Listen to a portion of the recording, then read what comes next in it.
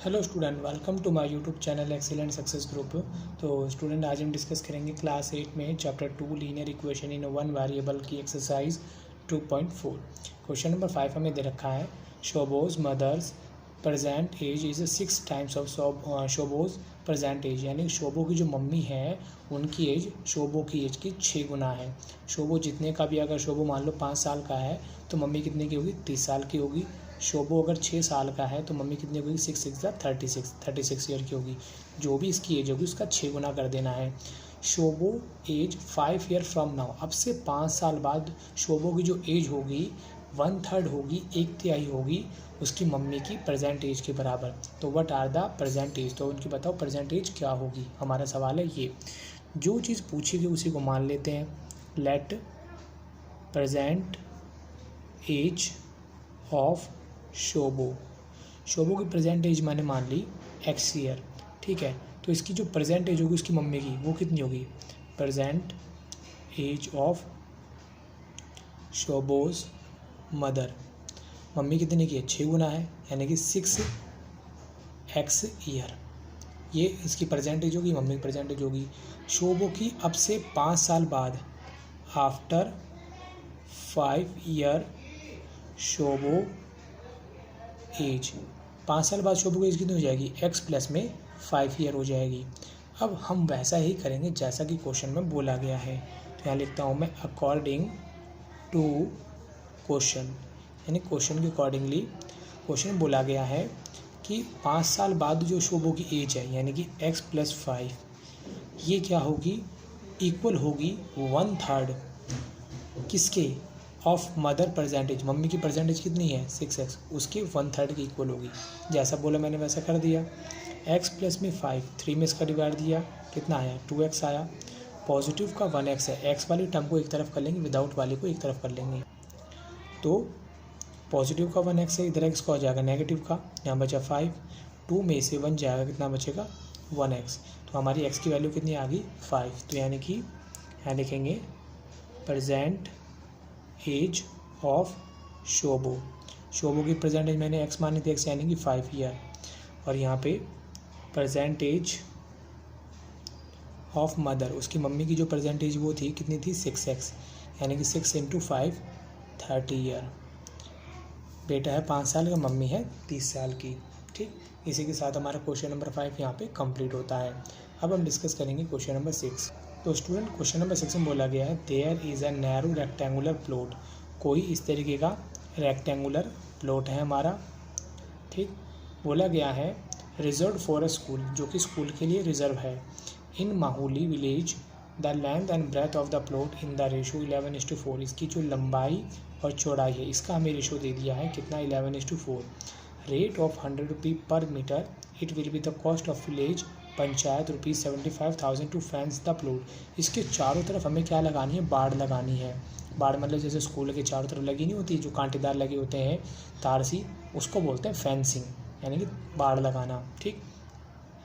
ग्राम पंचायत ने उसका खर्चा उठाया है, जिसका खर्चा है 75,000 रुपये। 1 मीटर फेंसिंग करने पे खर्चा आता है 100 रुपये का। तो बताओ what is the dimension of the plot, इसकी लेंथ और ब्रेथ क्या होगी, ठीक। ये हमारा सवाल है। तो हमें जो गिवन रेशो है, हम इसको रेशो ना समझ के क्या मान लेते हैं, एक्चुअल लेंथ और ब्रेथ ही मान लेते हैं, ठीक। देखो, जब कभी भी किसी क्वेश्चन में, मैंने पीछे भी क्वेश्चन कराए थे जब रेशो वाले आए थे, तब मैंने बताया था आपको कि ये जो नंबर है ये एक्चुअल वैल्यू के नंबर रहे होंगे, कोई कॉमन नंबर रहा होगा जिसमें काटने के बाद ये वैल्यू बनी होगी। तो वो कॉमन मल्टीपल हम ले लेते हैं x, यानी कि जो लंबाई हमारी 11x होगी वो कॉमन नंबर x हमारा, जो इसका मल्टीपल रहा होगा पहले वैल्यू काटने के बाद। जैसे कि मैं आपको एग्जाम्पल दूँ कि मेरा नंबर था 10 एंड 30 था, ठीक है। दोनों में 10 का डिवाइड जा रहा है, 10 1 जा 10, 10 3 जा 30। तो यानी दोनों का जो कॉमन डिविजिबल बोल लो या मल्टीपल बोल लो, कौन है, 10 है। दोनों में डिवाइड देने पे रेशो कितनी है, 1:3। ओरिजिनल नंबर तो 10 और 30 था, बट रेशो कितनी है, 1:3। तो ऐसे कोई कॉमन मल्टीपल नंबर रहा होगा जिसमें दोनों का डिवाइड दिया होगा, वो नंबर मैंने क्या मान लिया, x। तो यानी 11x एंड 4x, लंबाई और चौड़ाई दोनों को मान ली। जब कभी भी आपको रेशो दे, आपको रेशो किस तरीके से मान लेना है, ये मैंने आपको एग्जाम्पल दिया था। मैंने मान लिया लेट हमारी लेंथ है वो x है, 11x है, ठीक है, मीटर, और जो ब्रेथ है वो मैंने मान ली 4x मीटर। अब जो फेंसिंग की है वो इसके चारों तरफ की है, तो हमें इसकी बाउंड्री लाइन निकालनी पड़ेगी। तो हम लिखेंगे यहाँ पे लेंथ ऑफ फेंसिंग वो इक्वल होगी इसके पेरीमीटर की, पेरीमीटर ऑफ रेक्टेंगुलर प्लॉट के इक्वल होगी। अब प्लॉट के जो रेक्टेंगल का पेरीमीटर निकालने फॉर्मूला होता है 2 ब्रैकेट L प्लस B होता है। 2 L कितनी है हमारी 11x, B कितनी है 4x, दोनों को प्लस कर लिया, कितना हुआ 15x, 15 दूनी 30, हमें 30 x मीटर इतनी बाड़ लगानी पड़ेगी, इतनी मीटर वायर लेके आनी पड़ेगी। अब हमें इसका रेट दे रखा है, रेट ऑफ फेंसिंग, बाड़ लगाने का खर्चा है 100 रुपये लगते हैं 1 मीटर के, और टोटल खर्चा कितना है, total cost of fencing, total खर्चा दे रखा 75,000। देखो हमने घर की बाउंड्री को नाप लिया, हमें मालूम लग गया कि हमें 30x मीटर वायर चाहिए। मार्केट में बोला भाई साहब कितने की, उसने बताया 100 रुपये की है, तो हमने तार को उसके रेट से मल्टीप्लाई किया तो टोटल खर्चा निकल के आया। तो यानी कि जो टोटल कॉस्ट जो है वो लेंथ ऑफ फेंसिंग इनटू में रेट को मल्टीप्लाई करने पे ही आई होगी, ठीक है, इज इक्वल टू 75,000। दोनों को मल्टीप्लाई किया, कितना हुआ 3000x हुआ, 75,000 मल्टीप्लाई में 3000 है,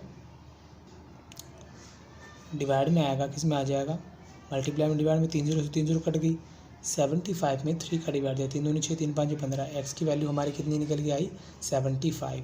ठीक, हमने जो लेंथ मानी थी क्या थी 11x, जो कॉमन नंबर निकल के आया x वो कितना है 25, 11 को मल्टीप्लाई करेंगे 25 के साथ, यह है निकल के हमारा 275 मीटर।